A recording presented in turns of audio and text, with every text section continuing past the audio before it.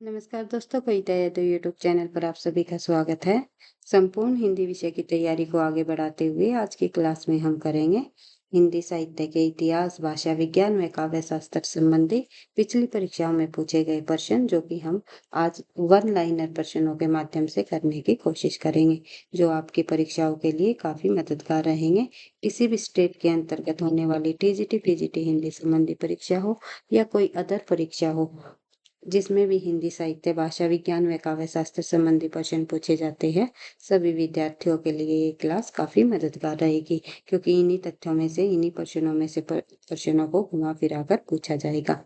तो आप सभी को पता है, DET+B की पीजीटी हिंदी की परीक्षा बिल्कुल आपके पास आ गई है, नजदीक आ गई है। तो उन परीक्षाओं के लिए भी ये प्रश्न आपके लिए एक तरह से जो है रामबाण सिद्ध होंगे। तो आप सभी को इन प्रश्नों को ध्यान से पढ़ते हुए, समझते हुए, बार बार रिवीजन करते हुए चलना है, क्योंकि परीक्षाओं में प्रश्न हमेशा जो है रिपीटेड होते हैं और पिछली परीक्षाओं में पूछे गए प्रश्नों को ही बार बार पूछा जाता है। तो ध्यान रखना है।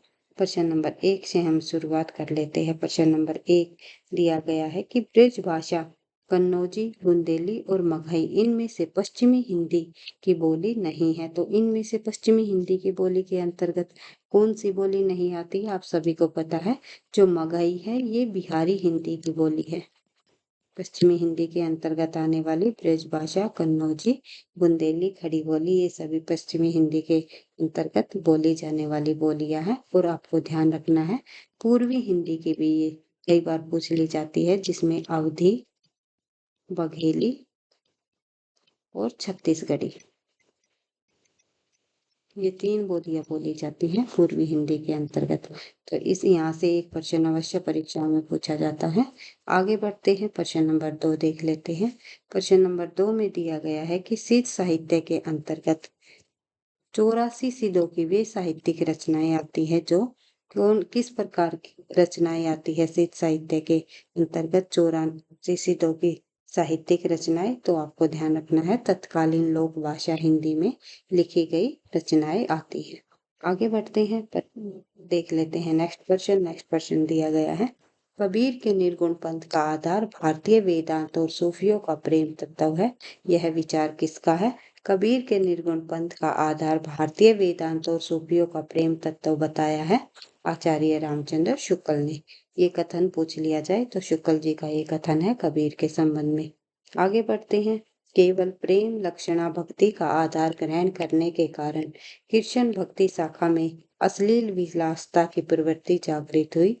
ये विचार किसका है? तो ये विचार जो है आचार्य रामचंद्र शुक्ल जी का है। तो आपको ध्यान रखना है, कथनों से संबंधित भी काफी बार परीक्षाओं में प्रश्न जो है पूछे जाते हैं। तो सभी कथनों को बिल्कुल समझते हुए बार बार रिवीजन करते हुए चलना है। केवल प्रेम लक्षणा भक्ति का आधार ग्रहण करने के कारण कृष्ण भक्ति शाखा में अश्लील विलासता की प्रवृत्ति जागृत हुई, ये कहा है आचार्य रामचंद्र शुक्ल जी ने। आगे बढ़ते हैं, देख लेते हैं नेक्स्ट क्वेश्चन।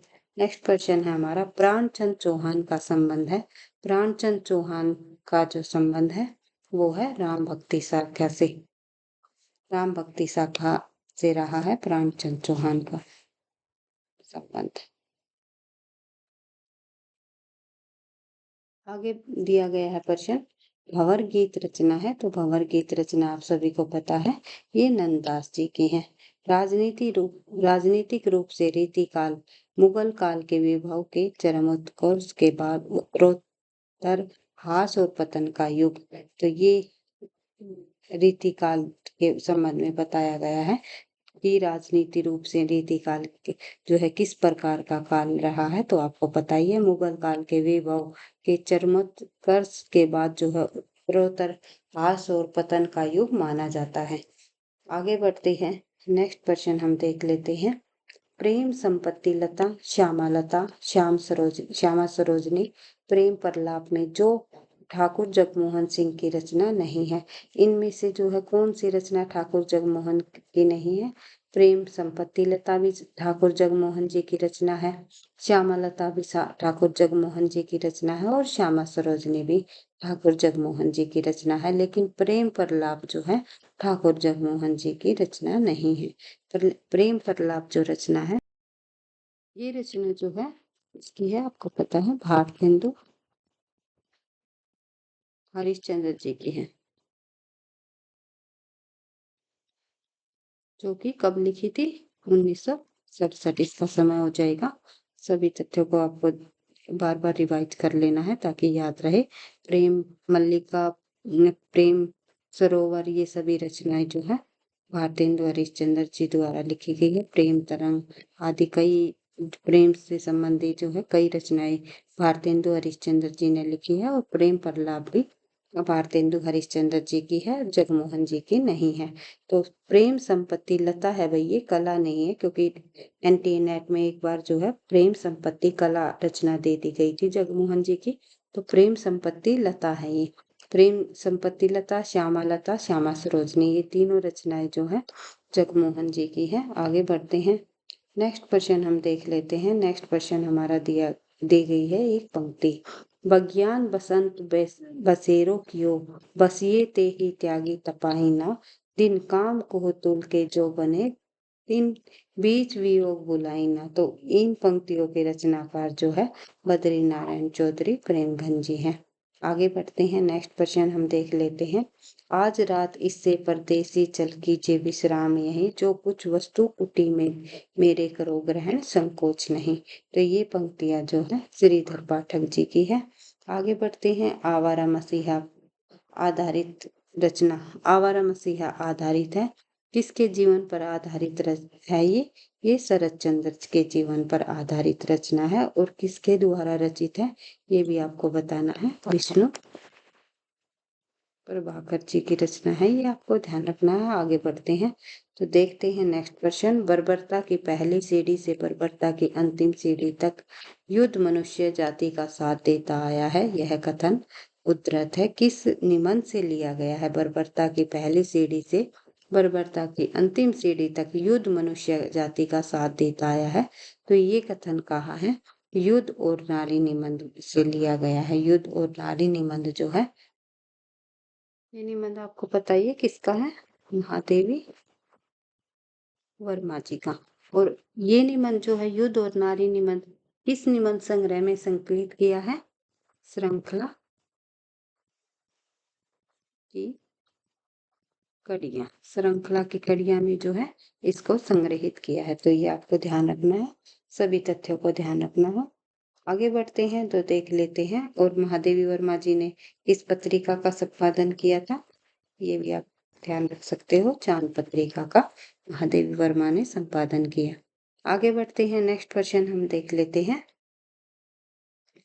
ग्रामोफोन का रिकॉर्ड नीलम देश की राजकन्या, बाहुबली एवं दृष्टिपात कहानी में अति व्यस्त कामकाजी आदमी की असंतुष्ट पत्नी को विषय वस्तु बनाया गया है। किस कहानी के अंतर्गत बनाया गया है ये बताना है आपको। तो देख लेते हैं। तो आंसर हो जाएगा हमारा ग्रामोफोन का रिकॉर्ड कहानी में। ग्रामोफोन का रिकॉर्ड जो कहानी है वो किसकी है ये आपको पता ही है। ये जो है कहानी, प्रसिद्ध कहानी जैनेन्द्र जी की है, जो कि एक मनोविश्लेषणवादी जो साहित्यकार रहे हैं, इनके द्वारा लिखी गई सुनीता जो है, सुनीता, त्याग पत्र, और इसके अलावा जो इन्होंने और भी अन्य उपन्यास लिखे जिसका नाम है सुखदा। तो इस प्रकार से उन्होंने काफी सारे उपन्यास लिखे हैं और मनोविश्लेषणवादी उपन्यासकार रहे हैं। ग्रामोफोन का रिकॉर्ड कहानी जो है जैनेन्द्र जी द्वारा रचित है। आगे बढ़ते हैं। नेक्स्ट क्वेश्चन हम देखते हैं। नूतन ब्रह्मचारी परीक्षा गुरु आदर्श दंपति एवं परिणय परिणय उपन्यास में रईस साहूकार मदन मोहन के अंग्रेजी सभ्यता की नकल और अपव्यय की कथा है। तो इसमें किस उपन्यास में जो है रईस साहूकार मदन मोहन के अंग्रेजी सभ्यता की नकल और अपव्यय की कथा बताई गई है? तो आंसर हो जाएगा हमारा परीक्षा गुरु। परीक्षा गुरु उपन्यास जो है किसका है? श्रीनिवास दास जी का।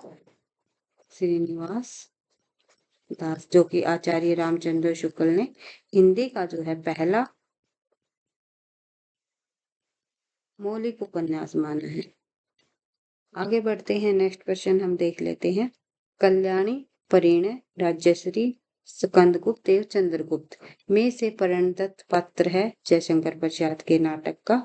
किस नाटक का पात्र जो है प्रणदत्त है, तो ये आपको बताना है। आंसर हो जाएगा हमारा स्कंदगुप्त। जयशंकर प्रसाद के स्कंदगुप्त नाटक का पात्र प्रणदत्त है। आगे बढ़ते हैं, नेक्स्ट क्वेश्चन हम देखते हैं। हिंदी साहित्य 20वीं शताब्दी आलोचना ग्रंथ के लेखक कौन है, तो आंसर हो जाएगा हमारा नंद दुलारे वाजपेयी। और अन्य महत्वपूर्ण प्रश्नों को हम देखें यहाँ पर, तो वो काफी सारे प्रश्न हमारे, तो देख लेते हैं।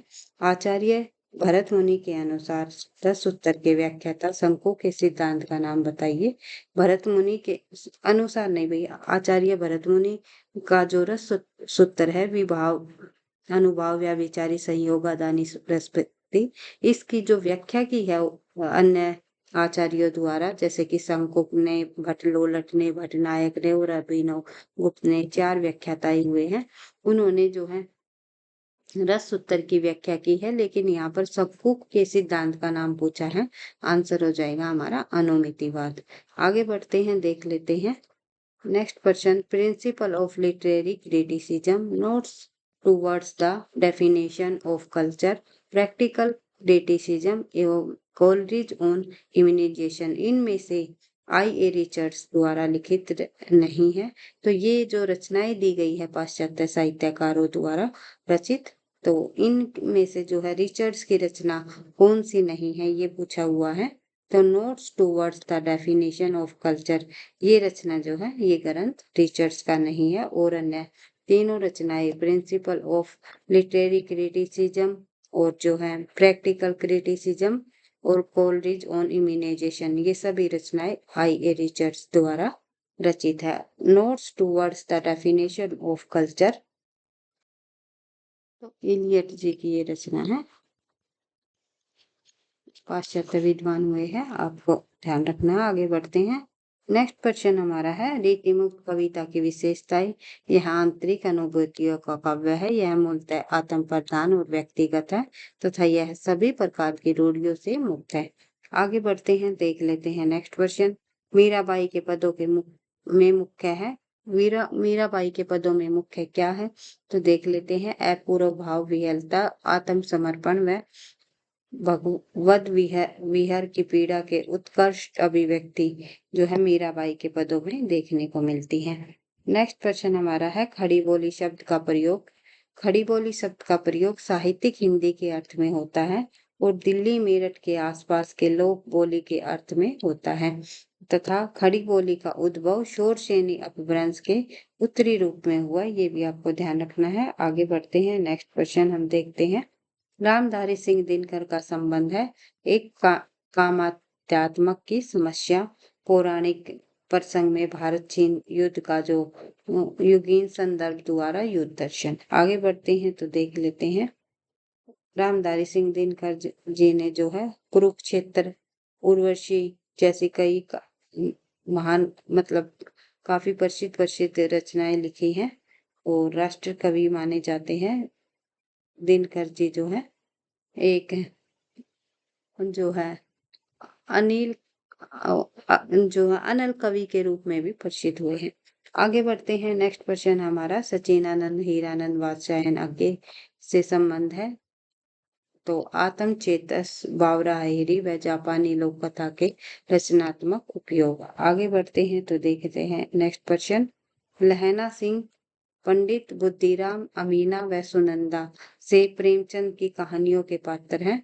ये जो है पंडित बुद्धिराम व अमीना मुंशी प्रेमचंद की कहानियों के पात्र है। लहना सिंह आपको पता ही है, ये चंद्रधर शर्मा गुलेरी की उसने कहा था कहानी से लिया गया है। आगे बढ़ते हैं, नेक्स्ट क्वेश्चन हमारा कृष्णचंद, सोफिया, हरिप्रसन्न व गजाधर, इनमें से प्रेमचंद के उपन्यासों के पात्र हैं, तो आंसर हो जाएगा हमारा कृष्णचंद्र जो कि सेवा सदन से लिया गया है। सोफिया पात्र जो है रंगभूमि का पात्र है और गजाधर जो है सेवा सदन से लिया गया है। तो सभी पात्रों को आपको ध्यान रखना है क्योंकि परीक्षा में पात्र से भी संबंधित एक प्रश्न अवश्य ही पूछा जाता है। अगर वीडियो भाई पसंद आ रही है, आपको लगता है आपकी परीक्षाओं के लिए प्रश्न हेल्पफुल रहेंगे, तो प्लीज वीडियो को लाइक करते हुए चले ताकि मुझे भी नेक्स्ट क्लास बनाने का मोटिवेशन मिलता रहे। और आप लोगों को मैं जो है हृदय से धन्यवाद देती हूँ। आपको बहुत बहुत आभार। अभी और मुबारक हो आपको, जो हमारी जो फैमिली है 2000 की हो गई है। तो ये आपको ध्यान, आपके लिए और मेरे लिए ये जो है गर्व की बात है कि हम जो है लगभग 2000 स्टूडेंट आपस में जुड़े हुए हैं और अपनी परीक्षाओं की अच्छे से तैयारी कर रहे हैं और तथ्यों की बार बार रिवीजन कर रहे हैं। आप सभी को पता है तथ्यों की बार बार रिवीजन ही आपको सफलता दिलाएगी। तथ्यों की बार बार रिवीजन और निरंतर अभ्यास ही सफलता का राज है। आगे बढ़ते हैं, नेक्स्ट क्वेश्चन हम देखते हैं। आलोक पर उपन्यास है जो, और माटी की हो गई सोना, विचार और वितर्क कुछ उतले कुछ गहरे, इनमें से जो है हजारी प्रसाद द्विवेदी द्वारा रचित निबंध संग्रह है। तो आप सभी को पता है आलोक पर, एक सेकंड भाई, आलोक पर और विचार वितर्क, ये जो है दोनों निबंध संग्रह हजारी प्रसाद द्विवेदी के हैं। नेक्स्ट क्वेश्चन है हमारा, अपने पिंजरे अपने अपने पिंजरे मुड़ मुड़ कर देखता हूँ, मेरी पत्नी और भेड़िया, गर्दिश के दिन, इनमें से दलित आत्मकथाएं है। अपने अपने पिंजरे, मेरी पत्नी और भेड़िया, ये दोनों रचनाएं जो हैं दलित लेखकों द्वारा रचित हैं। अपने अपने पिंजरे जो आत्मकथा है वो मोहनदास, एक सेकंड भाई, मोहन दास नैमिषराय, नैमिषराय, आप सभी को पता है मोहनदास नैमिषराय जी की रचना है अपने अपने पिंजरे। और मेरी पत्नी और भेड़िया जो है धर्मवीर भारती जी की रचना है। उसके बाद जो है मुड़ मुड़ कर देखता हूँ, ये तो पता ही है आपको, राजेंद्र यादव जी की रचना है। उसके बाद आगे बढ़ते हैं, एक रचना और रहती है हमारी इनमें, गर्दिश के दिन। गर्दिश के दिन जो रचना है, ये रचना बच्चन जी की है, हरिवंश राय बच्चन जी की। तो ये आपको ध्यान रखना है, अपने अपने पिंजरे पूछ, और जो है मेरी पत्नी और भेड़िया, ये दोनों रचनाएं दलित आत्मकथा है। और मुड़ मुड़ कर देखता हूँ गर्दिश के दिन, इन रचना मुड़ मुड़ कर देखता हूँ राजेंद्र यादव, और गर्दिश के दिन बच्चन सिंह की रचनाएं हैं। तो आगे बढ़ते हैं, नेक्स्ट क्वेश्चन है हमारा, मादाम बावेरी, जॉन लोक और सैमुअल बी हंटिंगटन व क्लॉड लेवी स्त्राथ में जो यथार्थवाद से संबंध है, तो मादाम बावेरी व जॉन लोक है। आगे बढ़ते हैं तो देखते हैं, डायरेक्टर संग्राम, बड़े खिलाड़ी व प्रेम की वेदी में जो है प्रेमचंद द्वारा रचित नाटक है। तो इनमें जो प्रेमचंद जी का नाटक है वो आपको पता ही है, संग्राम और प्रेम की वेदी वेदी और जो है संग्राम, प्रेम की वेदी, और एक नाटक और है प्रेमचंद जी का जिसका नाम है करबला। तो ये मात्र 3 नाटक जो है प्रेमचंद जी ने लिखे हैं, और इन्होंने लगभग 300 कहानियां लिखी हैं और 15 उपन्यासों की रचना की है। तो इन सभी रचनाओं को आपको ध्यान रखना है। मुंशी प्रेमचंद जी से की जितनी भी रचनाएं हैं उनको परीक्षाओं में अवश्य ही पूछा जाता है। आगे बढ़ते हैं, नेक्स्ट क्वेश्चन देखते हैं, साधारणीकरण के विषय में सही कथन बताइए। तो साधारणीकरण आलंबन धर्म का होता है। साधारणीकरण के लिए भोजक का व्यापार अनिवार्य है। और जो ये माना है, ये किसके द्वारा दी गई है ये परिभाषा, भट्ट नायक जी की, भट्ट नायक जी की है भाई, जिन्होंने साधारण धर्म को माना। आगे बढ़ते हैं, नेक्स्ट क्वेश्चन हमारी है, रचना काल की दृष्टि से सूफी रचनाओं का सही अनुक्रम बताइए। रचना काल की दृष्टि से सूफी रचनाएं यहाँ पर है, चंदायन जो कि मुल्ला दाऊद जी की रचना है। उसके बाद मृगावती कुतुबन की है, उस्मान की है चित्रावली, और अनुराग बासुरी की है अनुराग बासुरी है नूर मोहम्मद जी की। तो इन रचनाओं के रचनाकारों को आपको ध्यान रखना है। आगे बढ़ते हैं, चंदायन जो है अवधि की पहली रचना भी मानी जाती है। नेक्स्ट क्वेश्चन हमारा, जन्म काल के आधार पर संत कवियों का सही अनुक्रम बताइए। तो गुरु नानक का जन्म 1469 ईस्वी में और कहाँ पर हुआ? तालवंडी नामक स्थान पर हुआ।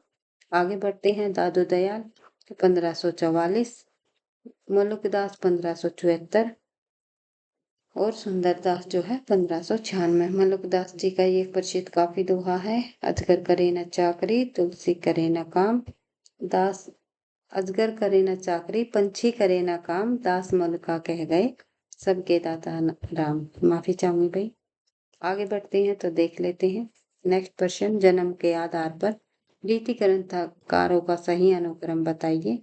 भूषण, जसवंत सिंह, देव और सुरति मिश्र, ये सभी जो है रीतिकाल के प्रमुख ग्रंथकार रहे हैं। आगे बढ़ते हैं, देख लेते हैं जन्म काल के अनुसार कवियों का सही अनुक्रम बताइए। पहले आएगा श्रीधर पाठक, अयोध्या सिंह उपाध्याय हरिओद, गया शुल्क स्नेही और राम नरेश त्रिपाठी द्विवेदी युग के कवि है ये। आगे बढ़ते हैं। प्रकाशन काल के अनुसार रचनाओं का सही अनुक्रम बताइए। पहले आएगी यशोधरा। यशोधरा तो आपको पता ही है, मैथिली शरण गुप्त का 1933 की रचना है। कमायनी जो है जयशंकर प्रसाद की 1936 की, और कनु प्रिया जो है धर्मवीर भारती जी द्वारा 1959 में लिखी गई। उर्वशी जो है रामधारी सिंह दिनकर की 1961 की रचना है। आगे बढ़ते हैं। नेक्स्ट क्वेश्चन हम देख लेते हैं। प्रकाशन काल की दृष्टि से बच्चन की रचनाओं का सही अनुक्रम बताइए। तो बच्चन जी की रचनाओं को आप देख सकते हो। निशा निमंत्रण, यमन, मिलन यामिनी, प्रेरणा पत्रिका और जालस्मिता। आगे बढ़ते हैं। नेक्स्ट क्वेश्चन हम देख लेते हैं। प्रकाशन वर्ष के अनुसार कविताओं का सही अनुक्रम क्या है? पतले की छाया आएगी पहले, उसके बाद मधुबाला, फिर असाध्य वीणा, फिर पटकथा। आगे बढ़ते हैं। प्रलय की छाया आपको पता ही है 1925 की रचना है ये, और किसकी है? जयशंकर प्रसाद की। जयशंकर प्रसाद। उसके बाद जो है मधुबाला का तो आपको सभी को पता है, मधुशाला मधुबाला बच्चन जी की रचना है, और 1936 की मधुबाला है, और मधुशाला इन्होंने 35 में लिखी थी। आगे बढ़ते हैं। अज्ञे जी द्वारा लिखी गई ऐसा देवीणा। ऐसा देवीणा का प्रकाशन वर्ष 1961 रहा है। पटकथा नामक जो रचना है ये धूमिल जी की है, सुदामा पांडे धूमिल की, और इसका प्रकाशन वर्ष आपको ध्यान रखना है 1972। इस प्रकार से आपको रचनाओं के प्रकाशन वर्ष को ध्यान रखते हुए आगे बढ़ते हुए चलना है। आगे बढ़ते हैं। नेक्स्ट क्वेश्चन भी एक प्रकाशन वर्ष के अनुसार उपन्यास दिए गए हैं। यहाँ पर दिया गया है दिव्या उपन्यास। दिव्या उपन्यास जो है सभी को पता है यशपाल जी का है। यशपाल जी का प्रकाशन वर्ष है इसका 1945। उसके बाद ईला चंद्र जोशी जी का काफी इम्पोर्टेंट उपन्यास रहा है, ईला चंद्र जोशी, जिसका प्रकाशन वर्ष है जहाज का पंछी 1954 में।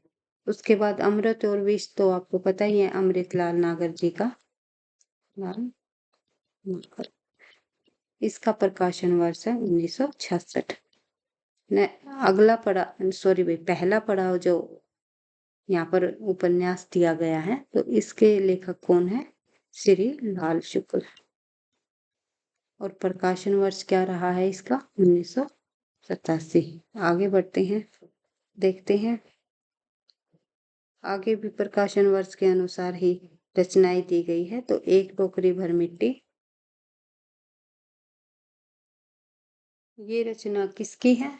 तो माधव प्रसाद की है, जो कि हिंदी की पहली कहानी भी मानी गई है आधुनिक आधार पर। तो 1901 में आई थी ये, माधव प्रसाद सुप्रे जी द्वारा रचित फिर है। उसने कहा था चंद्रधर शर्मा गुलेरी की 1915। उसके बाद राजा निर्बंसिया जो रचना है ये 1957 की है, और किसके द्वारा रचित है? राजा निर्बंसिया। राजा निर्बंसिया जो है कमलेश्वर जी की रचना है, कमलेश्वर। और परिंदे तो आपको पता ही है, निर्मल वर्मा जी के काफी प्रसिद्ध उपन्यास रहा है। 1958 और 60 के बीच लिखा गया है। आगे बढ़ते हैं। नेक्स्ट क्वेश्चन हम देखते हैं। फिर उसके बाद दी गई है देखते हैं भाई श्रृंखला की जो जो कड़ियां हैं, ये अब सभी को पता है। महादेवी वर्मा जी का निबंध संग्रह है 1942। इसी में जो है युद्ध और नारी निबंध को संग्रहित किया गया श्रृंखला की कड़ियां में। और अशोक के फूल नामक जो निबंध संग्रह है, ये हजारी प्रसाद जी का है 1948। आस्था और सौंदर्य जो है, ये आस्था और सौंदर्य नामक ये रचना रामविलास शर्मा जी की है 1961। इसका प्रकाशन वर्ष हो जाएगा। कला का जोखिम, ये निर्मल वर्मा जी द्वारा लिखा गया निबंध है। इसका प्रकाशन वर्ष 1981 हो जाएगा। तो इस प्रकार आप इनको ध्यान रख सकते हो। आगे है जीवनी परक ग्रंथों का सही अनुक्रम हमें बताना है। तो पहले आएगा कलम का सिपाही, फिर कलम का मजदूर, फिर आवारा मसीहा, फिर व्योमकेश दरवेश। तो आपको ध्यान, कलम का सिपाही वही अमृत राय जी द्वारा लिखी गई, प्रेमचंद जी के पुत्र। कलम का मजदूर जो है, आपको पता ही है, मदन गोपाल की रचना द्वारा रचित है। ये भी दोनों रचनाएं जो है मुंशी प्रेमचंद जी के जीवन पर आधारित है। तो ये आपको ध्यान रखना है। आवारा मसीहा विष्णु प्रभाकर जी द्वारा रचित है, शरद चंद्र जी के जीवन पर आधारित। और व्योमकेश दरवेश को जो है हजारी प्रसाद जी के जीवन पर लिखा गया है। कुछ यहाँ पर मुख्य मुख्य रचनाएं हैं जो कि परीक्षाओं में बार बार पूछी जाती हैं। उन रचनाओं को भी हम देख लेते हैं, किस रचना, कौन सी रचना किस साहित्यकार द्वारा लिखी गई, और साथ में जो है कुछ वाद दिए गए हैं, किस वाद का परिवर्तन किसने किया, और साथ ही कुछ पात्रों से संबंधित भी प्रश्नों को देखेंगे, कौन पात्र किस रचना से संबंधित है। तो सभी को हम सुमेलित से संबंधित जितने भी हमारे पिछली परीक्षाओं में आए हुए प्रश्न हैं, उनको एक बार रिवाइज कर लेते हैं ताकि आपको याद रहे। तो आपको ध्यान रखना है, सूची 1 और सूची 2, इनके में जिस प्रकार से मिलान हो रहा है वो यहाँ पर सही दिया गया है। सभी प्रश्नों का हमारे सामने सही आंसर यही मिलान होगा। प्रश्न यहाँ पर इंक्लूड नहीं है, केवल आंसर ही है। तो इसको हम रिवाइज कर लेते हैं, क्योंकि इससे आपकी एक जो है बेहतर तरीके से जो है रिवीजन हो जाएगी, ताकि आप परीक्षा में जब बैठो तो इनमें से कोई भी प्रश्न देखने को मिले तो आप आसानी से उनका सही आंसर लगा पाओ। तो देख लेते हैं। लक्ष्मीकांत वर्मा ने कविता का प्रतिपादन किया। नरेश ने जो है नकेनवाद लेकर के आई। नकेनवाद का प्रतिपादन किया न्याय से जो है नरेश, कैसे केसरी कुमार, सॉरी भाई, केसरी कुमार। और फिर नए से आता है नलिन विलोचन वर्मा, नलिन विलोचन। तो इस प्रकार से जो है इन तीनों के नामों को मिलाकर जो है नकेनवाद बन जाता है। आगे बढ़ते हैं। शंभुनाथ सिंह जो है नव गीत के प्रवर्तक रहे हैं, और केदारनाथ अग्रवाल प्रगतिवाद के। उसके बाद जो है दूसरी सूची के अंतर्गत जब हम देखें, तो सूची 1 और सूची 2 को हम जब मिलान करें, आकाशदीप का जो पात्र है वो बुधगुप्त है। दिल्ली में एक मौत नामक जो रचना है, उसका पात्र अतुल है। उसने कहा था चंद्रदास शर्मा गुलेरी की रचना है। बोधा सिंह उसका मुख्य पात्र है। गैगरीन जो है मालती। और इन रचनाओं के रचनाकारों को भी आपको ध्यान रखना है। तो देख लेते हैं हम। आकाशदीप का तो आपको पता ही है, जयशंकर प्रसाद जी का प्रमुख रचना रही है ये। दिल्ली में एक मौत नामक जो रचना है, ये है कमलेश्वर जी की। उसके बाद उसने कहा था चंद्रदास शर्मा गुलेरी की है। उसके बाद जो है गैगरीन का तो आपको पता ही है, हीरानंद सिद्धिनाथ बादशाह अगेची की रचना है। इस प्रकार से आपको इनके रचनाकारों को भी ध्यान रखना है। आगे बढ़ते हैं। एक प्रश्न और देख लेते हैं, आज का हमारा अंतिम प्रश्न। सूची 1 और सूची 2 के साथ हम मिलान करते हैं। तो अजय की डायरी विश्वविद्यालय की पृष्ठभूमि पर लिखी गई रचना है। अजय की डायरी जो रचना है, ये देवराज की है, और विश्वविद्यालय की पृष्ठभूमि पर लिखी गई ये रचना है। अंतराल जो है किसकी है, मोहन राकेश जी की रचना है, जो कि स्त्री पुरुष संबंधों में जटिलता इसमें देखने को मिलती है। बसंती का तो आपको पता ही है, प्रसिद्ध रचना रही है भीष्म सहानी की। जो कि महानगरों में बसी गंदगी बस्तियों का चित्रण इसमें दर्शाया गया है। महाभोज का तो मनु भंडारी जी की रचना है, जिसमें समकालीन राजनीति परिवेश को दर्शाया गया है। आज की क्लास में हम केवल इन्हीं प्रश्नों को हम करेंगे। नेक्स्ट क्लास में जितने भी हमारे ये सूची संबंधी प्रश्न पिछली परीक्षाओं में पूछे गए प्रश्न हैं, उनको सभी को जो है करते हुए आगे बढ़ेंगे और अन्य महत्वपूर्ण प्रश्नों को भी हम करने की कोशिश करेंगे, ताकि आपकी परीक्षाओं के लिए मददगार साबित हो और अधिक से अधिक तथ्यों की रिवीजन और बार-बार प्रश्नों को आप जब रिवाइज करते हो, रचनाकारों के नाम को और उनके प्रकाशन वर्ष को या और अन्य तथ्यों को जो उनसे जुड़े हुए तथ्य हैं, तो तभी आपको वे याद रह पाएंगे। सटीकता के साथ जो है वहाँ पर आप परीक्षा में जब बैठोगे तो आंसर दे पाओगे। एक बार फिर से मैं आपको कहना चाहूँगी, वीडियो आपको पसंद आई तो लाइक करना, दोस्तों के साथ शेयर करना और किसी भी प्रकार का कोई डाउट हो तो कमेंट बॉक्स में लिख करके आप पूछ सकते हो। मैं अवश्य ही उत्तर देने की कोशिश करूँगी। पढ़ते रहना, आगे बढ़ते रहना। थैंक यू, धन्यवाद।